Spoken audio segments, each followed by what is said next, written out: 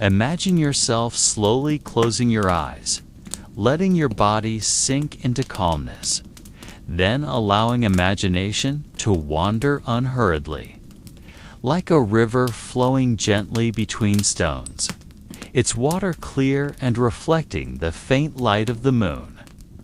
There is nothing to chase tonight, nothing that needs to be completed, only the chance to sit quietly within yourself, listening to the echoes of time that come from an age so distant an age when humans had no writing when the world was, still filled with the voices of animals that now remain only as names in books or as bones frozen in the earth. Tonight, we will let the mind step into the ancient plains, to the place where hunters walked with stone spears. And among the long shadows of grass, a creature with fangs, longer than a human finger, waits patient and full of secrets. But before arriving there, allow yourself to breathe softly, filling the chest with air, then releasing it slowly, like dry leaves falling one by one without a sound. We are not challenging time. We are only listening, as if the earth itself whispers, telling an old story that has never been finished. In this silence, let the heart beat slowly. Let the restless mind lower its rhythm, and gradually, the shadow of that ancient world will welcome you gently, without haste.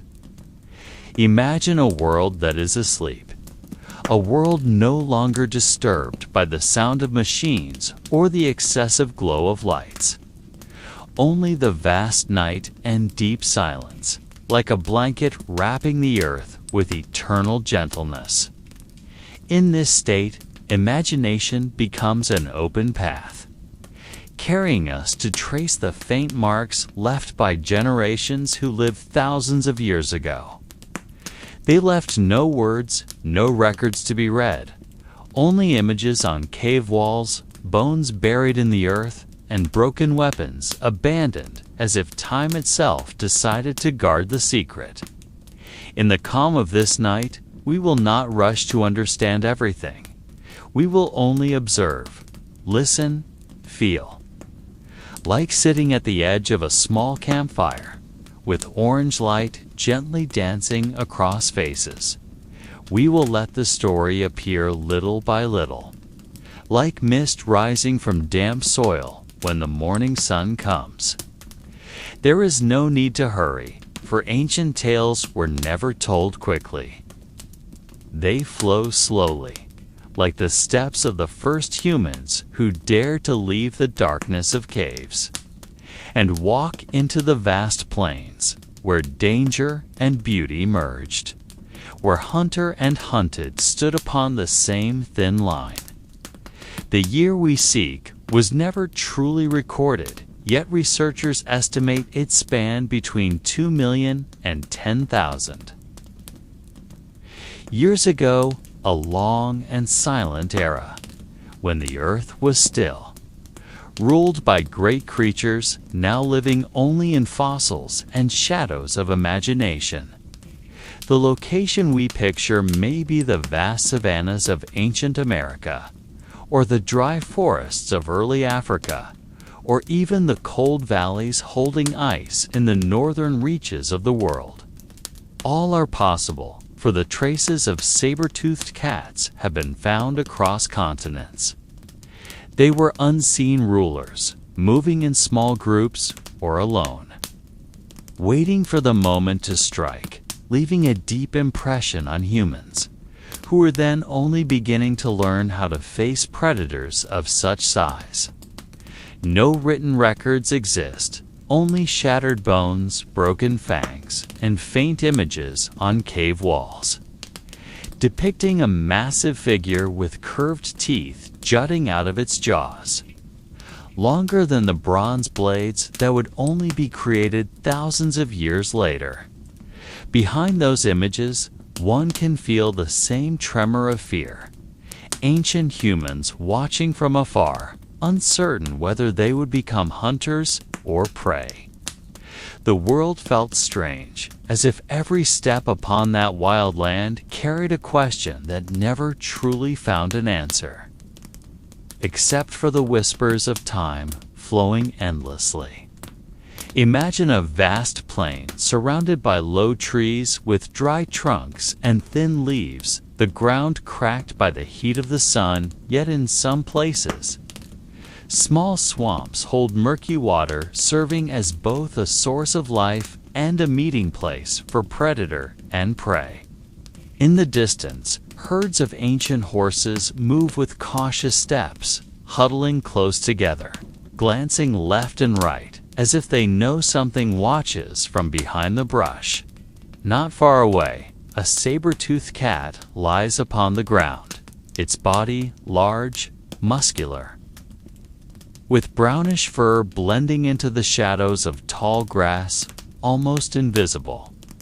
Its eyes are closed as though asleep, but every muscle holds tension, waiting for the right moment to unleash an attack. In such silence, there is only the sound of insects, and the wind that occasionally carries the scent of blood from the remains of a rotting bison beneath a tree. A reminder that life here always turns within the circle of eating and being eaten. Early humans walking around this land were always aware of the risk. They saw the great fangs left in the soil and knew the creature was real, not mere legend. They walked with small fires in their hands, hoping the light could push back the shadows that concealed the deadliest hunter of its age. In the final years of the Ice Age, among glaciers slowly melting and grasslands beginning to spread, the world became a stage for encounters between early humans and predators that had long ruled the earth. In corners of the Americas and Europe, massive bones are often found lying near caves or along frozen rivers, as if abandoned by time itself. Beneath layers of frozen soil, modern archaeologists uncovered traces of hunts carried out thousands of years ago, spears with sharp stone tips, broken between the ribs of great beasts, or remnants of campfires that once burned to keep the night warm. Yet the greater mystery lies not only in the tools or bones that remain, but in signs that saber-toothed cats were not always the absolute rulers. There are scars on their bodies, fractures on skulls, as though battles with early humans often ended tragically for the predator. Even so, there are no written records to truly explain how these encounters unfolded. Everything can only be guessed from silent fragments of evidence.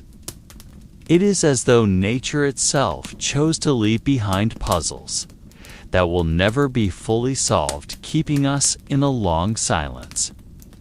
Imagining what the world felt like when creatures with dagger-long fangs still walked among humans who were just learning to survive.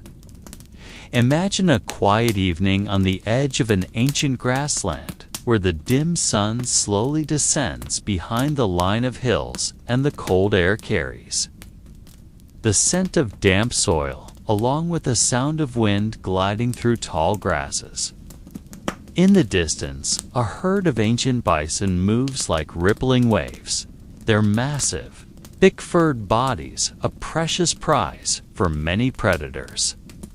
But among the shadows of shrubs and large rocks, the form of a saber-toothed cat lies hidden, its body pressed low against the ground, its eyes reflecting the golden glow of dusk, waiting for the perfect moment to strike. Every muscle is tense. Its long fangs hanging from its jaws stand in stark contrast to its silent face, as if it knows that patience is the greatest weapon. Nearby, a group of early humans also watch the same herd, carrying spears, a small campfire still glowing faintly at their campsite. They do not know that they are not the only hunters on this land, And in the same silence, they share space with a predator capable of killing in a single leap. The ancient world feels so fragile. Every step is a gamble. Every breath could be the last. And within that tension, life continues as usual. Without voice, without explanation, leaving only faint traces in the frozen earth that will puzzle generations far into the future. In the silent night, when the moon hung pale in the sky, those early humans sat around a fire, their bodies wrapped in animal hides, their hands gripping spears with sharp stone tips. They had sharpened again and again. Thin smoke rose into the air, mixing with the scent of roasting meat, the crisp sound of bones breaking heard now and then. A sign they were trying to reach the warm marrow that was a precious food in this harsh land. Beyond the circle of firelight, glowing eyes watched. Not only belonging to hungry wolves, but also to a much greater predator, the saber-toothed cat lying still in the darkness. The wind carried the scent of blood and fat from the campfire, and that alone was enough to draw the massive body closer. It stepped slow, almost soundless, like a shadow merging with the earth. The humans were unaware of the danger so near. They chuckled with heavy voices, perhaps telling hunting stories or frightening their children with tales of forest spirits. None of them knew that the spirit was not just a story, for out there, a spirit in flesh. And bone was waiting, with fangs capable of tearing the throat of a bison in a single bite. Time moved slowly. Each second stretched long, and that ancient world breathed in a rhythm unfamiliar to us. A world where the boundary between life and death was so thin, nearly invisible. As if sketched faintly in the cold air drifting across the grasses of the night. When dawn arrived, a thin mist began to settle over the ancient grasslands. Droplets of dew clinging to the stiff blades of grass hardened by the cold, and the air filled with the damp scent of wet earth. The humans awoke one by one, their eyes still heavy, stretching in slow movements, while the fire that had burned bright the night before was now reduced to faint red embers barely glowing. They rubbed their faces, drew in deep breaths, and scanned their surroundings with the caution that had become instinct. In the distance, the hoarse cry of a great bird echoed. Perhaps a sky predator descending to search for carrion, or simply a grim herald of morning. There was no sign of the saber-toothed cat near them, yet the large tracks pressed into the frozen ground told another story, as if warning them that throughout the night they had merely been fortunate. The predator may have lain still in the shadows, waiting for the right moment, or simply chosen to let those small prey live for one more night, like a game we cannot comprehend.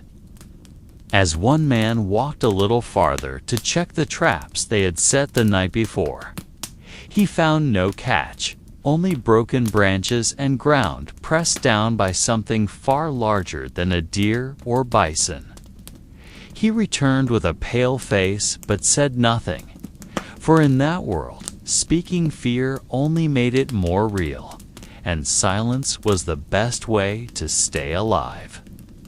The slowly rising sun offered no warmth, its light only reflecting on crystals of frost, adding to the sense that this world was never truly kind. A world where humans were only small newcomers, while the true ruler still lingered hidden among the mist. They decided to leave that place before the sun rose too high, for the brighter the light, the clearer the tracks they left behind. And in a world where predators were larger than themselves, every trace could become an invitation to death. They walked in a small line, feet pressing onto the frozen ground, carrying children in slings and simple burdens consisting of dried hides, flint stones and long bones sharpened into makeshift weapons. No words were spoken throughout the journey, only the rhythmic sound of footsteps, broken by heavy breaths forming thin clouds in the air. To their left stretched an ancient pine forest, its trunks towering black, the shadows within so dense they seemed to conceal something greater than anyone dared to imagine. To their right lay a vast open plain, white with a thin layer of snow, appearing empty yet filled with danger, for predators could strike from afar without warning. In that silence, only once was the sound of a child's whimper heard, quickly hushed by the mother with a gentle touch, not out of anger, but because every excessive sound could summon something that should not be called. Their steps continued, slow, without a certain direction, guided only by instinct to find a new cave or a cleft in the rocks where fire could be kept alive longer.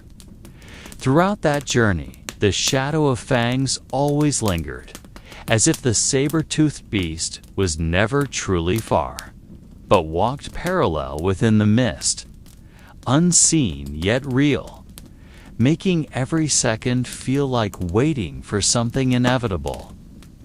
When the sun finally appeared on the horizon, its pale light only added another kind of cold, not the warmth they had hoped for. In the distance, one of the hunters pointed toward a cleft in the rocks rising on the slope's side. They moved closer with caution, steps slowing, eyes sharpening to study every sign on the ground.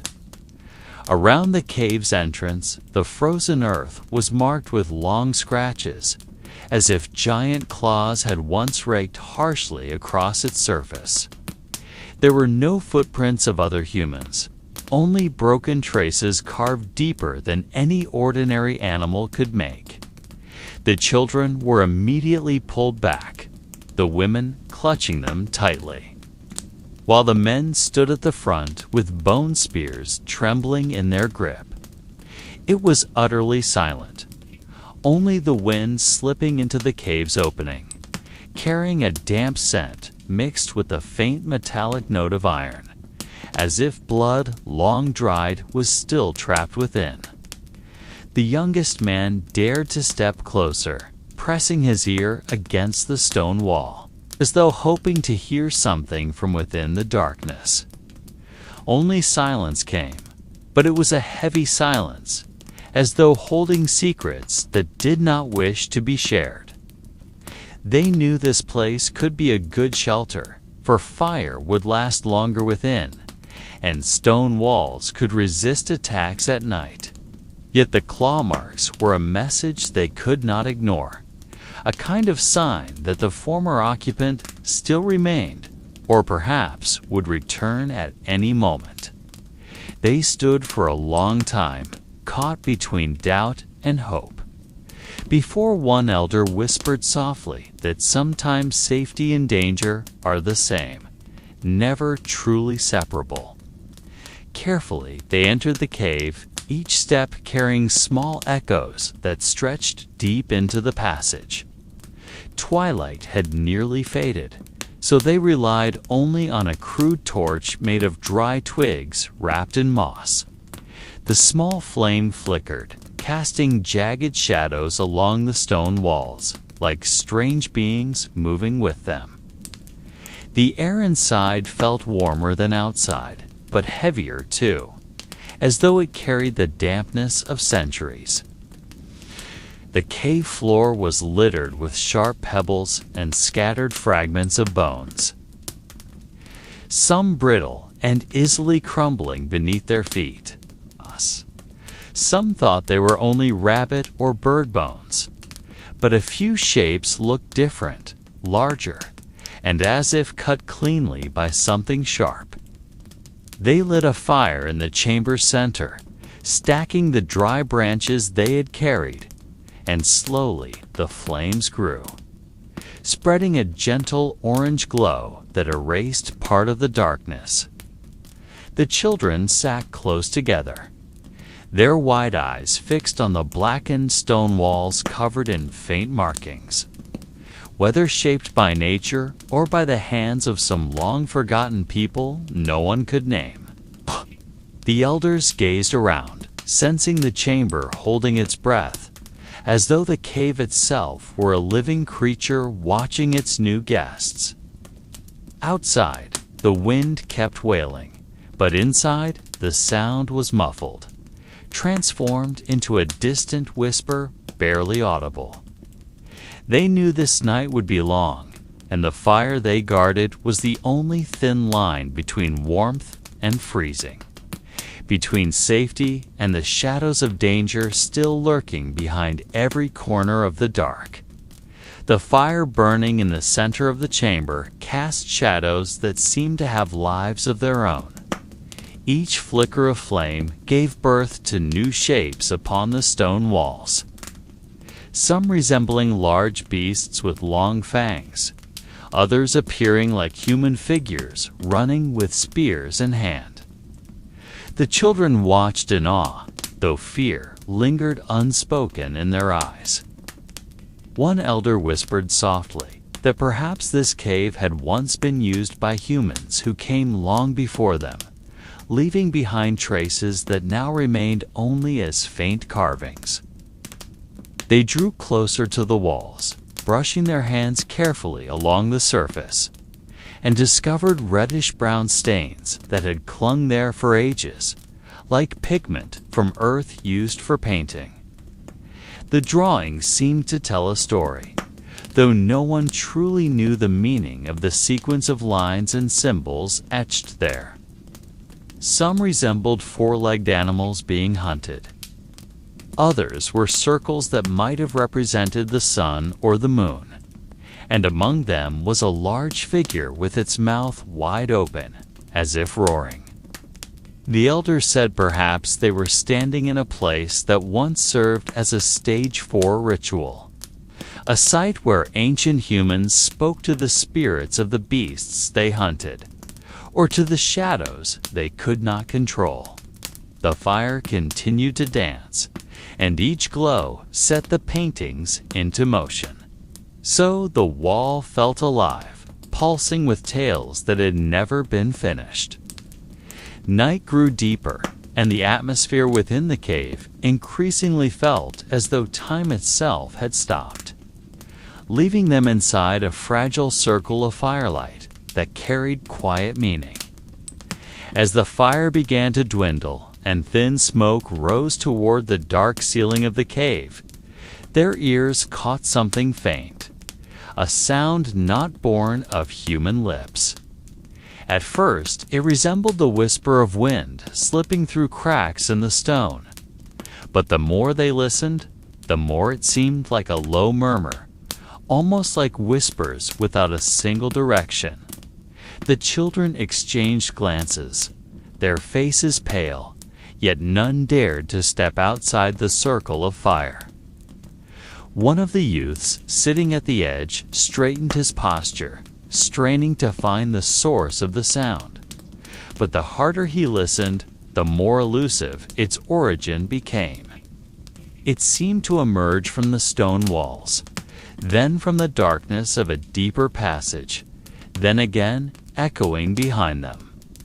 The elder who had been telling stories closed his eyes briefly and spoke in a flat tone, saying that perhaps the spirits of the beasts painted on the walls were watching them.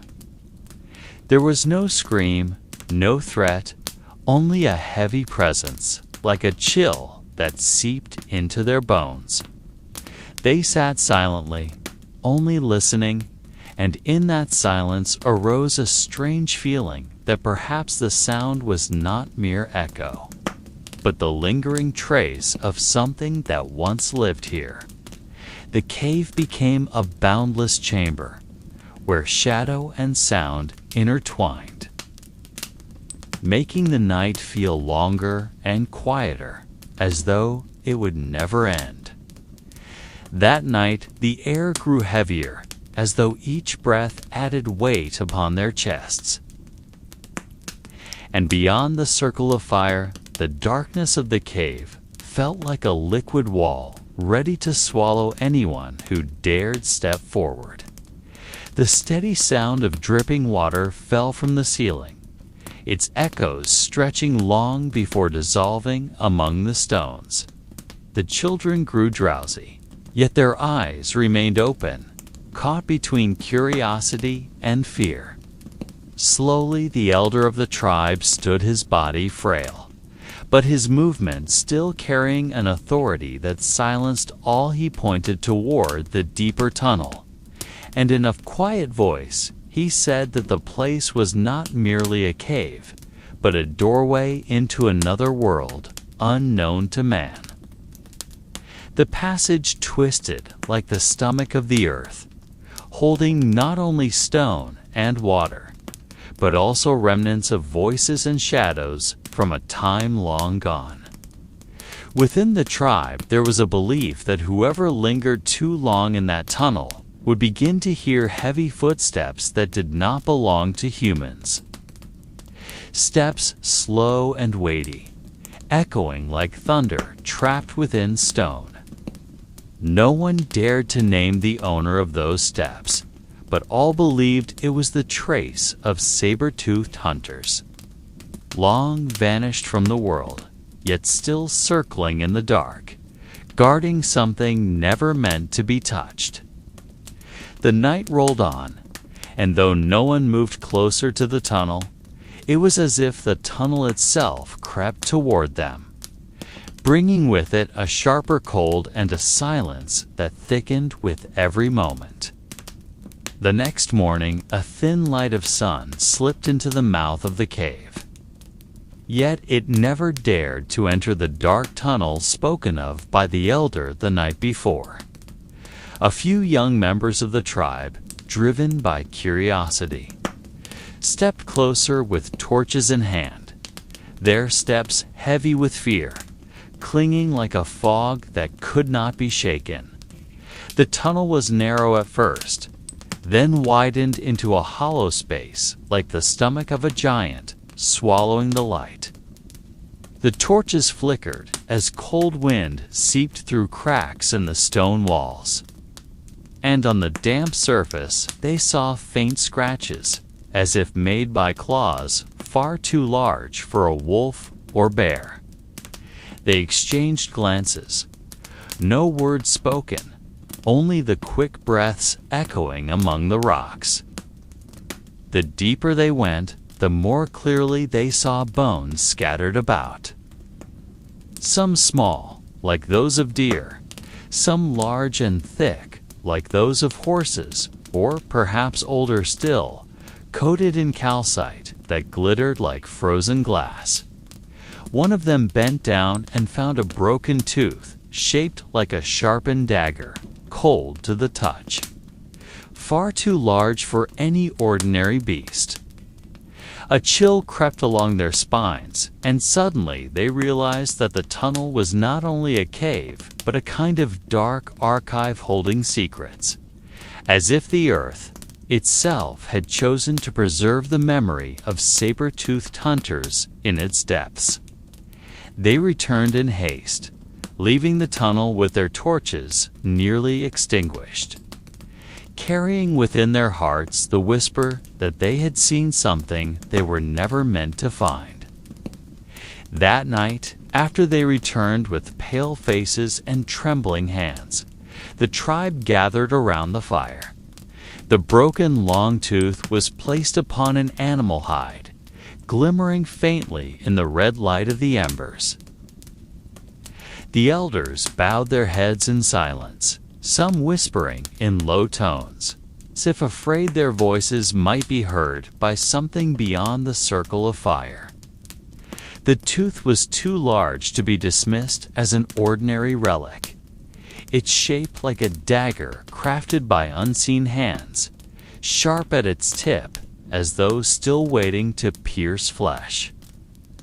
The children were warned not to come near, yet their eyes remained fixed, gazing with fear mingled with awe, as if staring at something sacred. Night deepened, and the cold wind blew against the fire so that its flames wavered like dancers, while old tales were summoned again. An elder with a hoarse voice told an ancient story of saber-toothed creatures that hunted not only animals, but also watched humans when they were careless, vanishing into the shadows and leaving behind only a broken fang. No one knew whether the story was myth or memory. Yet the tooth before them seemed to be a mute proof that legend had roots within the earth.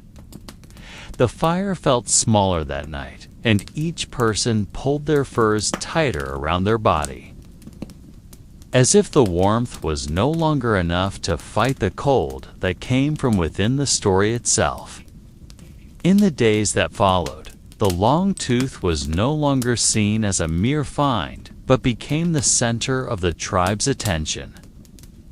It was placed at the heart of their gathering circle, as if it were the axis of every conversation and prayer they offered. The elders approached it with caution, touching it briefly with their fingertips before pulling their hands back as though burned.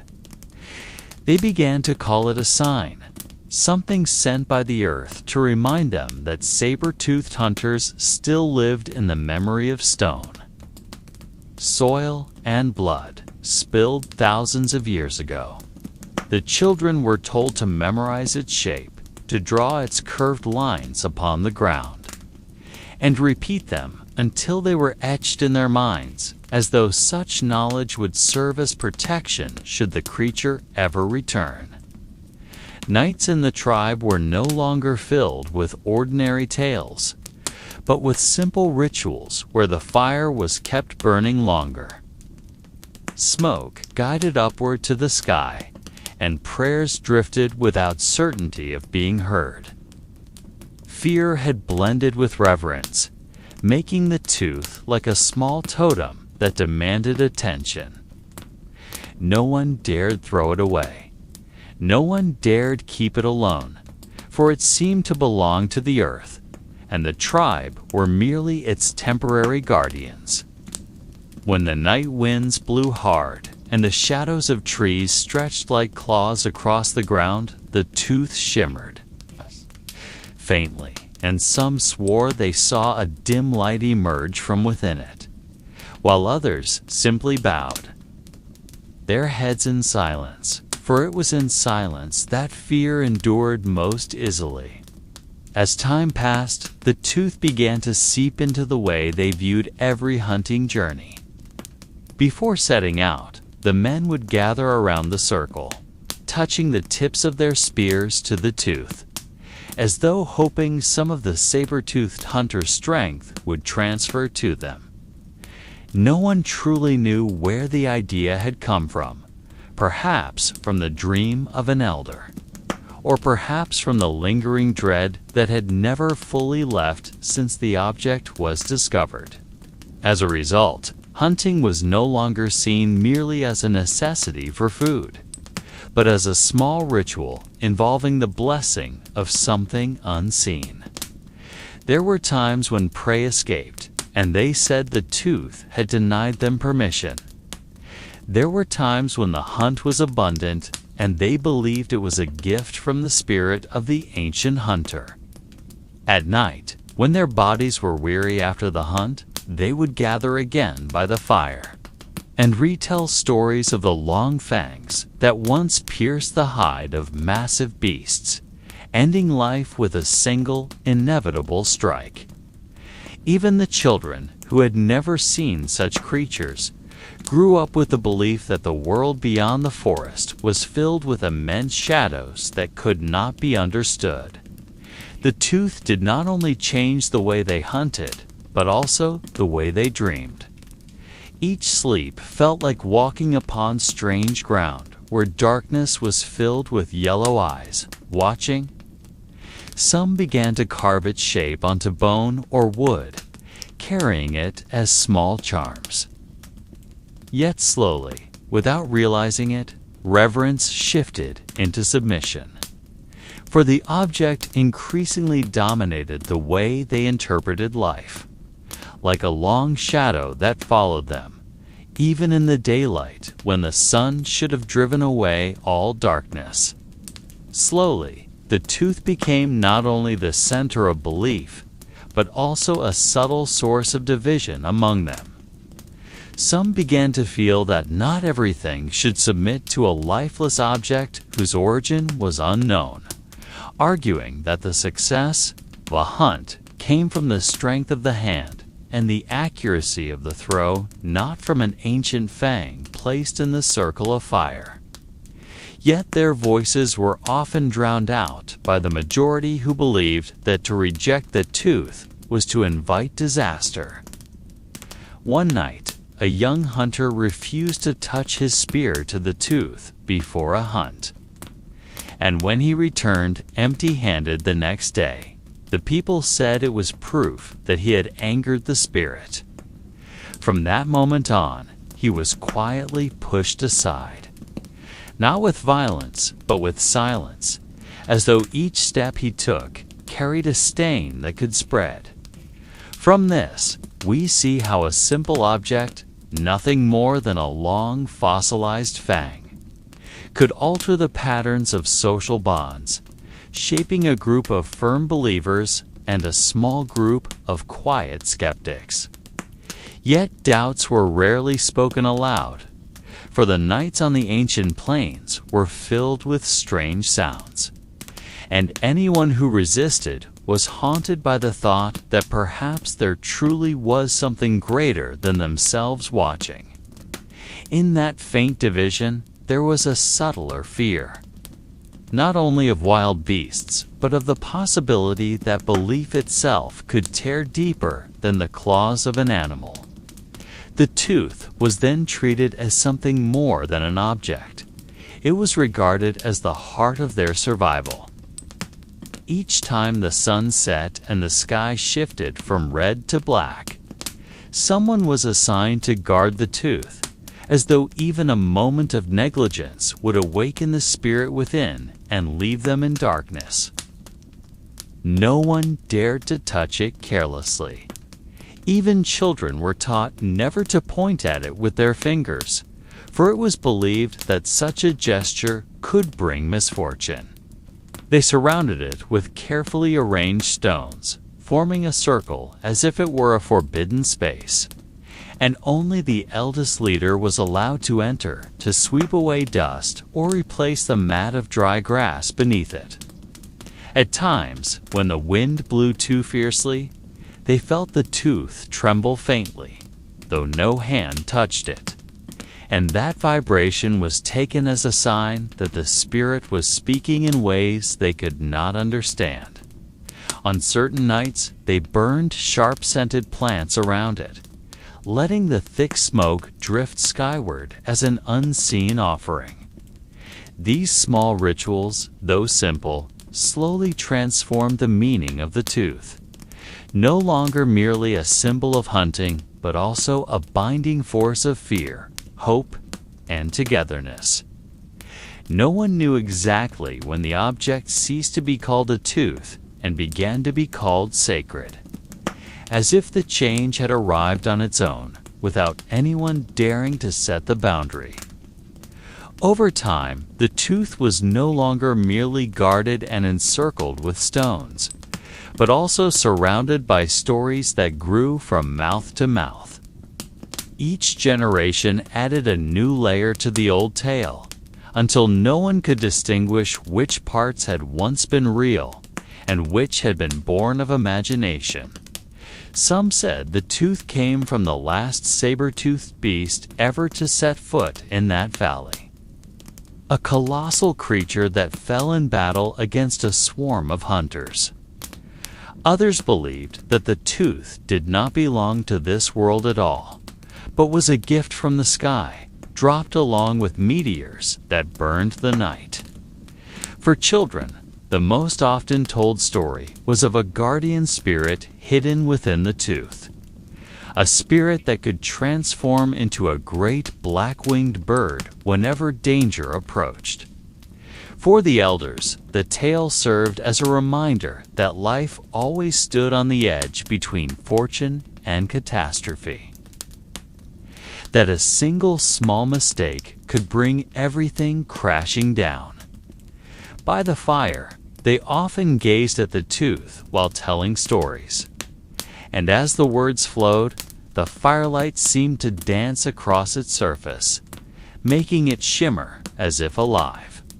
No one dared to call it false, for every story was considered valid as long as it was spoken with fear and reverence.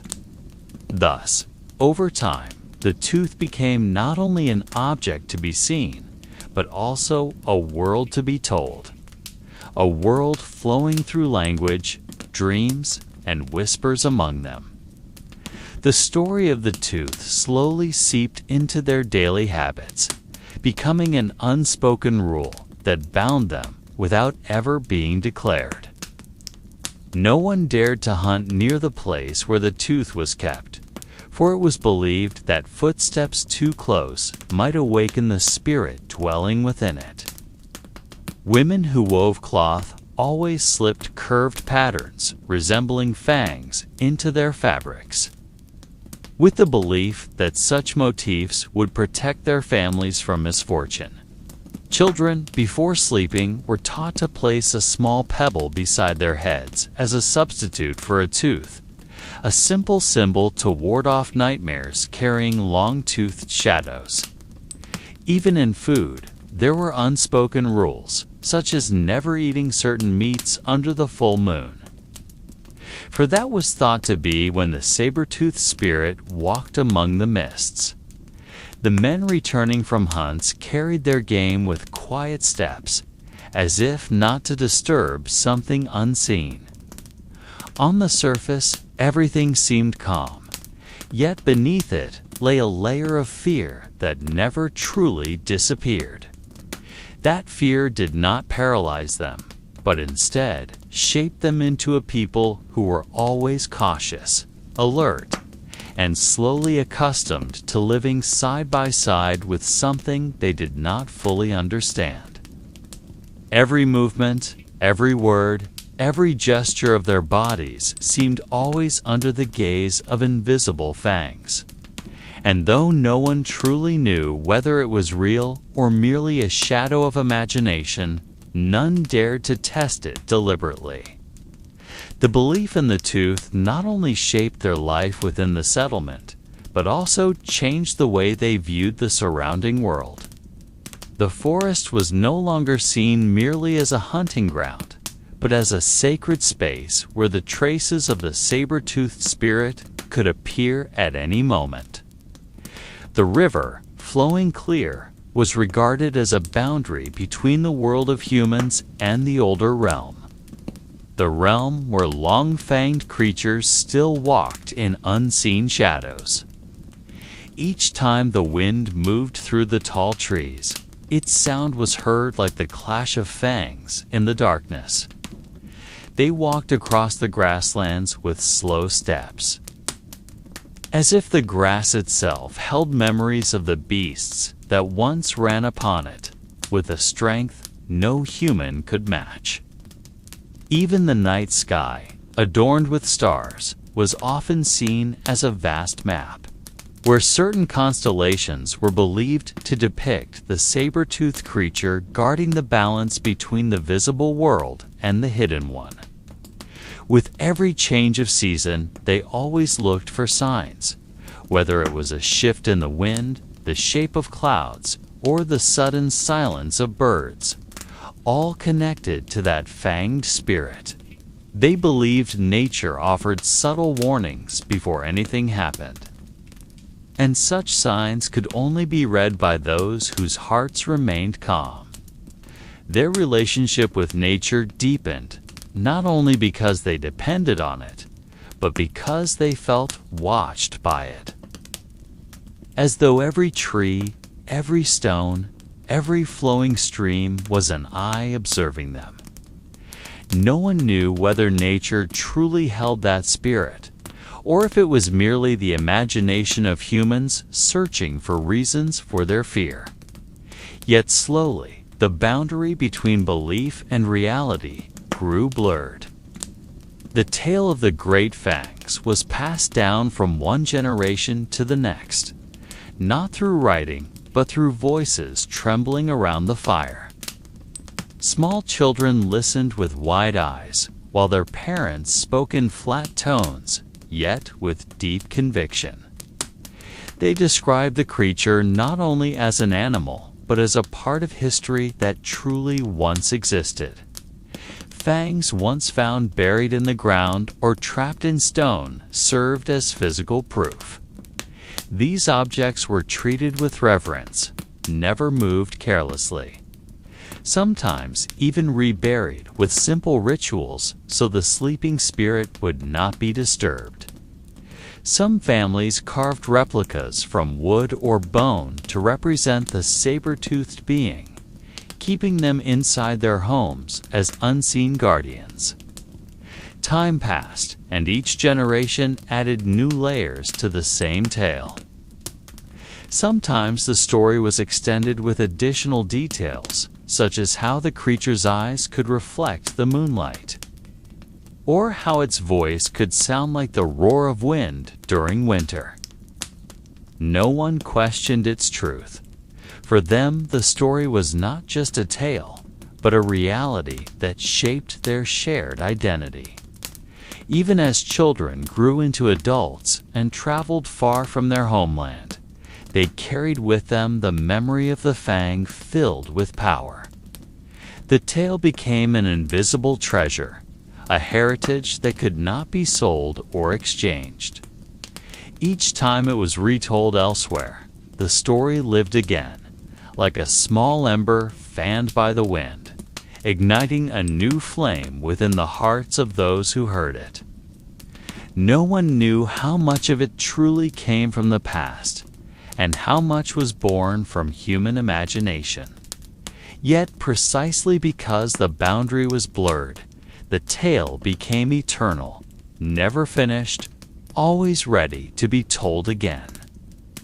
Amid the harshness of daily life, the story of the fang became something that softened the tension of existence. Imagine a small settlement at the edge of the forest where people had to endure long winters with limited supplies of food.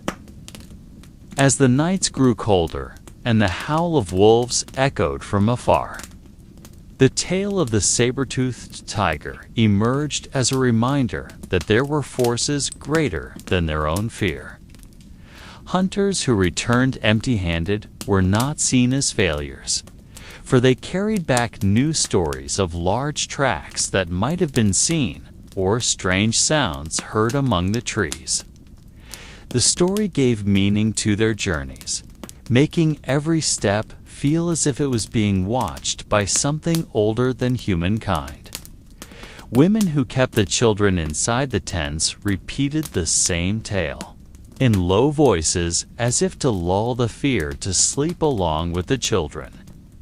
They wove the story into simple songs so that the little ones grew used to hearing the name of the saber-toothed beast as something familiar, not merely a threat. In this way, fear became part of life's rhythm. Even on days when no one spoke of the creature, its shadow was felt. Like when someone walked near a frozen river and found a large fragment of bone, unlike that of deer or bison. They would immediately connect it to the legend. Thus, strange objects discovered in the ground were no longer terrifying, but became bridges linking the real world with the unseen. Every object that could not be explained was quickly given a name through story, and with that name, it found a place within collective awareness. In this way, daily life, filled with scarcity, did not feel empty, for there was always a greater presence waiting behind the fog of time. In many places, the tale of the saber-toothed beast did not remain merely as a bedtime story for children or a consolation for failed hunts. It slowly transformed into part of the rituals practiced by ancient people. Imagine a circle of fire in the middle of the night, smoke rising into a sky filled with stars. Hunters sat around it, their faces lit by the red glow, and in their hands were bones or stones believed to carry power. At the center of the circle, an elder raised a large fang found in the frozen earth. No one knew whether the fang truly belonged to a saber-toothed animal or to some other beast, but for them, the object was a bridge to the unseen. They believed that by lifting the fang toward the sky, the spirit of the creature would hear their call, and thus grant courage to those still alive. The ritual was carried out in silence, interrupted only by the cracking of burning wood. Occasionally, a low chant was heard, like whispers drifting within the smoke. For those who witnessed it, the moment served as a reminder that life was not only about the meat they ate or the fire that kept them warm. There was another layer always present, one filled with fear and awe, something that could not be expressed with simple words. Children hiding behind their parents watched with wide eyes, not fully understanding, but sensing that this night was unlike others. As if the air itself held its breath, waiting for something that never came, yet was always expected. In this way, the saber-toothed story crossed from legend to symbol, from symbol to belief, and from belief into something alive within the body of each generation. The dark walls of caves were often the first places where that symbol took on a more tangible form. Ancient hunters, after returning from long journeys or completing night rituals, would take sharp stones and carve into the cold, hard surfaces. They drew lines resembling a large body, adding long arcs at the front to mark the fangs. Not all drawings were neat, some were scratched roughly. Some were mere shadows, but for them, each line carried meaning. The flicker of fire near the paintings made the shadow of those fangs seem to move, giving the impression that the creature was present within the cave. Some believed the drawings were prayers, a kind of plea for the spirit of the animal depicted to grant strength. Others saw them as warnings, signs that the cave held the memory of great hunts. In some places, modern researchers discovered that these paintings did not stand alone, but stood alongside figures of small humans holding spears pointed at the animal's body, as if the hunters wanted to leave a record that they once faced something far greater than themselves. Red from clay, black from charcoal, and white from limestone were used to layer the paintings, creating sharp contrasts. Over time, new scratches were added, with the next generation extending the story with their own hands.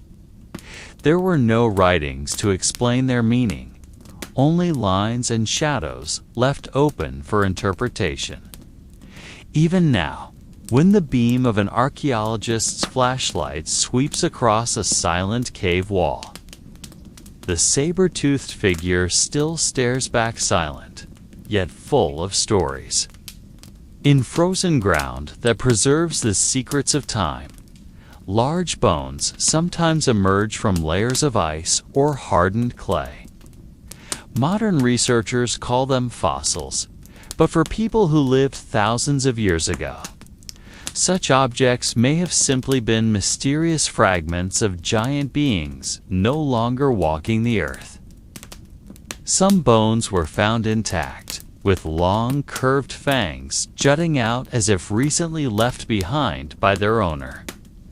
Others were buried tightly, with only their tips protruding, waiting for rains or landslides to reveal their true form. Each time such bones appeared, they reminded people of a massive body that once ran across the grasslands, its breathing heavy, its movement swift yet cautious. In some caves, fragments of bones were found alongside the remains of other prey animals, such as bison or ancient horses, providing clues about the chain of life that once existed. These fossils were silent witnesses frozen in stillness, holding stories that could never be spoken. Often, these large bones were taken by ancient human groups and used in rituals. Some were arranged in circles around campfires, others reburied in the ground as a form of reverence, while some were used to support simple huts. For them, the long fangs were not merely remnants of a body, but symbols of lingering power. When human hands touched the cold bones, perhaps they felt a faint vibration, as though the spirit of the creature still dwelled within. Now, thousands of years later, archaeologists record them carefully, weighing each fragment and attempting to reconstruct the missing body. Yet, even as skeletons gradually take shape in museums, the true secret of their lives remains hidden, like whispers lost deep within the earth. It is possible that ancient humans did not only encounter saber-toothed beasts in physical form, but also in dreams and visions. As they slept inside dark caves, the campfire slowly fading, the sound of dripping water echoing against stone walls, and the cold enveloping their bodies, the shadow of the creature might emerge within their hazy awareness. They may have seen a giant with glowing white fangs walking silently across a moonlit plain. Some dreamt of being chased, while others dreamt of sitting side by side with the creature, like companions sharing secrets. To them, dreams were not mere fantasies, but gateways to another realm, a parallel world where the spirits of animals and humans could meet without boundaries. Perhaps they believed that a dream showing long fangs was a sign, either a warning of impending danger or an invitation to follow the spirits' path into the endless forest. In some places, cave etchings appear more like records of dreams than mere hunting depictions. Faint drawings of faces mingled with massive fangs, humans transforming into beasts, and animals gazing back with human-like eyes, all seem to reflect a world that blurred reality and the unexplainable. When children heard such stories before sleep, they may have drifted off with pounding hearts, feeling that every breath of the night wind was the unseen exhale of an ancient creature. Time passed, yet those dreams lingered, impossible to prove, but persisting in the shadows of memory, like mist that never fully leaves a cold valley. At some point, perhaps when the winters stretched too long and food became scarcer, early humans began to realize that the saber-toothed cat's presence was not merely a threat, but part of a greater balance. They observed how carcasses left behind by the predator became sustenance for vultures, insects, and even wolves bold enough to approach. From death, other forms of life emerged, no less vital. They may have come to understand that the world did not revolve solely around humans, but that every creature had its role, even the most terrifying predators. Yet within that understanding lingered unease, for they knew those massive fangs could end a human life at any moment. Long nights were spent in contemplation, staring into the flickering fire, while listening to winds that carried distant echoes, sounding like cries that could not be identified as human or beast. From fear came prayer, from loss came symbols, and from symbols came stories passed down across generations. No one truly knows whether those stories were real or merely a way for humans to grasp something too vast to comprehend. But one thing is certain, each etching on a cave wall, each whispered tale of a creature with long white fangs, always carried the same feeling, as though the ancient world held secrets that never fully disappeared. As we descend into a deeper layer of this tale, a question arises that is difficult to ignore. Why did such a powerful creature as the saber-toothed cat, with fangs capable of tearing apart massive prey, ultimately vanish from the earth? Some scientists argue that climate shifts at the end of the Ice Age transformed the hunting landscape, causing mammoths and bison that once roamed in abundance to gradually disappear, leaving these majestic predators without sustenance. Others suggest that humans, with their ingenuity, became competitors too formidable to withstand, armed with more efficient weapons and a cooperative strength that no predator could match. Perhaps both theories hold truth, or perhaps other factors remain hidden, unrecorded in fossil or frozen soil. Each hypothesis seems convincing, yet fragile, as if prehistory itself were a puzzle with pieces deliberately removed by time. All we can do is sit before fragments of jaws and fossilized teeth, and imagine a world where these mighty beings once strode with authority. The mystery lingers, not only in how they lived, but in how they disappeared, as though nature locked away a great secret beneath layers of cold earth. Imagine for a moment that we stand at the edge of an ancient forest, when the sound of breaking branches echoes in the distance, and then a massive shadow emerges from the dark trees. Before us, a saber-toothed cat walks slowly, its body muscular, its fur dulled by dust and the blood of the hunt. Its fangs glimmer faintly in the dim light, like two blades that never rust. Yet behind this grandeur lies vulnerability, for each step now feels heavier, each hunt more perilous. Large prey grows scarce, the air colder, and its hunting grounds narrower. The fossils left behind provide faint clues, scratches etched on rib bones, broken teeth, and worn joints, as if they were the final records of a predator struggling to endure. The mystery lies not only in why it vanished, but also in how it faced its final days. Did it surrender in the silence of a frozen forest? Or did it fall in a fierce battle witnessed by no one?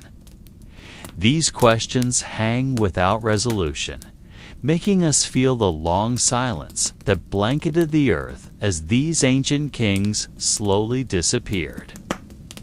Within the frozen layers of earth, researchers discovered a jaw that still held its long saber teeth, as if time itself tried to preserve the most iconic weapon of the animal. The fangs, buried for thousands of years, remain sharp, as though defying anyone who might underestimate the strength that has vanished. Yet the surrounding bones tell another story, some broken unevenly, some buried alongside the remains of other animals, and some lying alone without signs of a pack.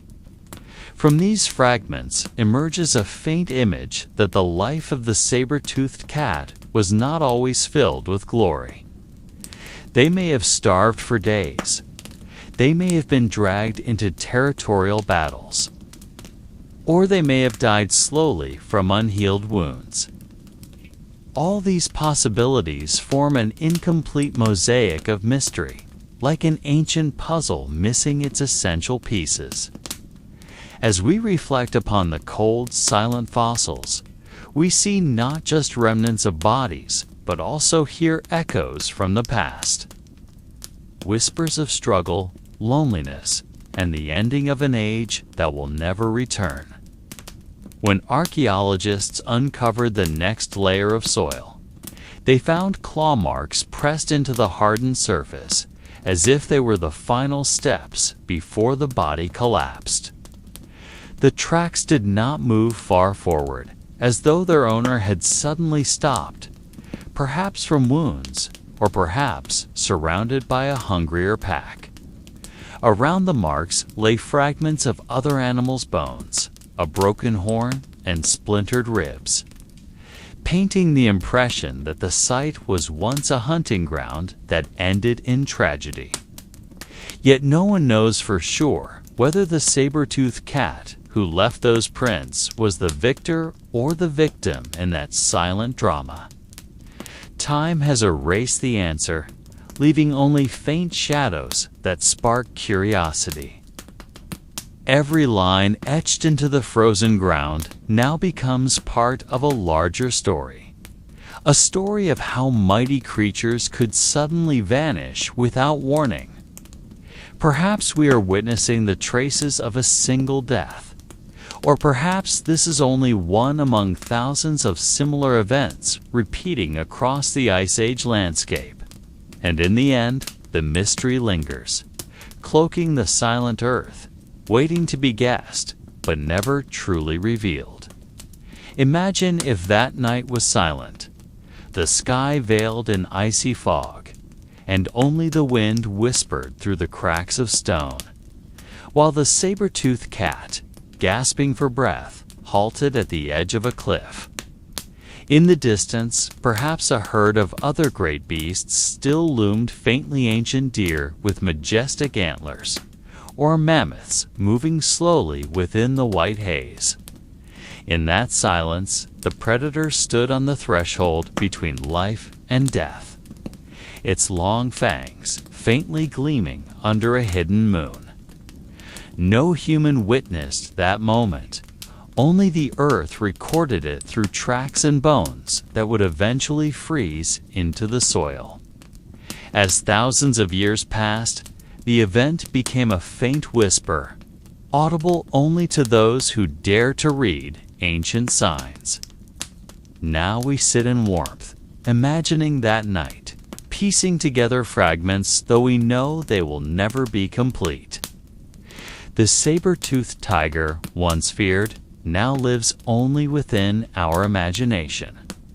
Yet its trace remains, reminding us that life always walks on the edge of uncertainty, even for the rulers of the primeval plains. There is something deeper than mere bones and fangs frozen in permafrost, something that cannot be weighed in numbers nor fully captured in images. Perhaps it is the echo of fear once felt by prey when glimpsing the silhouette of a predator under the dim moonlight. Or perhaps it is the remnant of pride within a hunter that believed it would rule the world forever. In the silence of archaeology, every fossil fragment is not merely an object, but a small doorway into a vanished world filled with cries, breaths, and heartbeats that are no longer heard.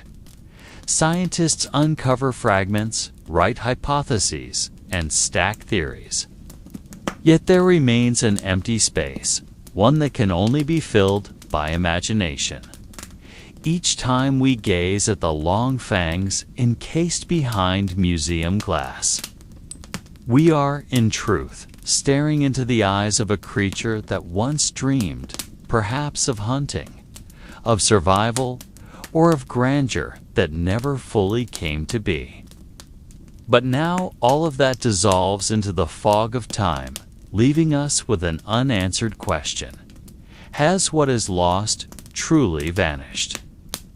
Or does it still whisper in silence, waiting to be heard by those who still believe that not every mystery is meant to be solved? As the night deepens, the mystery of the saber-toothed hunters seems more tightly woven, with the dark threads of history that no longer have living witnesses. Their shadows cling to the stone cliffs as if claw marks still scratch the rock in the desperate chase of fleeing prey. Those same shadows creep into the dreams of modern humans, becoming a symbol of how fragile every triumph truly is. No kingdom lasts forever. No creature can resist time. And even the mightiest predator ultimately yields to changes stronger than claws or fangs. Yet within that truth lies the beauty of the mystery. That extinction is not an absolute ending, but a transition into another form of existence. Whether as memory, legend, or merely a faint vibration lingering in the air, researchers may continue to dig, to write, to interpret meaning from every fragment of bone. But beyond all of that rests a quieter and deeper realization that we are only small spectators, passing briefly across the vast stage of time. And upon that stage, the saber-toothed hunters still dance in silence, never fully gone, never fully present, dwelling instead on the threshold between myth and reality. And so we arrive at the end of the tale, like a long journey that finally circles back to its original silence, as though all the voices of the ancient plains were only echoes slowly fading away. The shadow of the saber-toothed tiger that once ruled the world now lingers faintly, like tracks in sand gradually erased by the night wind. There are no certain answers about how they lived, how they fell, or whether they truly vanished. For part of them remains within collective memory, within myths that never go out. Like a bedtime story whispered before sleep, their tale drifts between reality and dream, offering calmness even while shrouded in mystery. Perhaps in a place beyond the reach of time, they still run across wide plains, still lift their heads with gleaming long fangs, still remain part of the night sky we gaze upon with closed eyes. And when at last we sink into sleep, perhaps we walk beside them in a world that cannot be proven, yet can always be felt. That world hangs suspended, not fully real, not fully gone, like a faint shadow that follows us even in our deepest dreams.